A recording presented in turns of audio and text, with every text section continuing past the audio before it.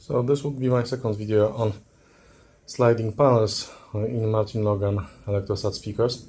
As you may remember, the previous time I was saying that I was correcting position of the panels, and I aligned the panels with the top of the speaker, and it's been a month, and as you may or may not see, let's try to focus here. Yes, the panels had already slid about 1 or 2 millimeters down.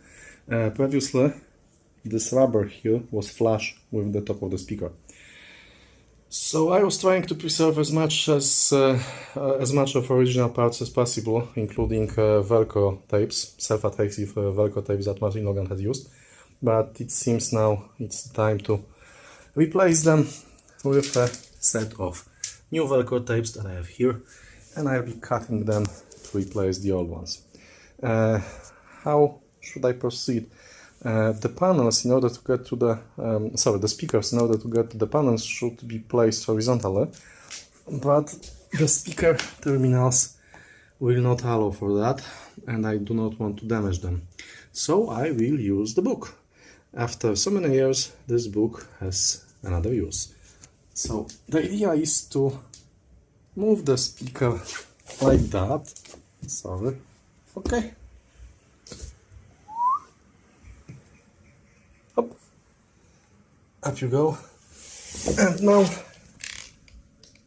terminals are not touching the ground. The speaker lies on the book horizontally, and I can access the screws.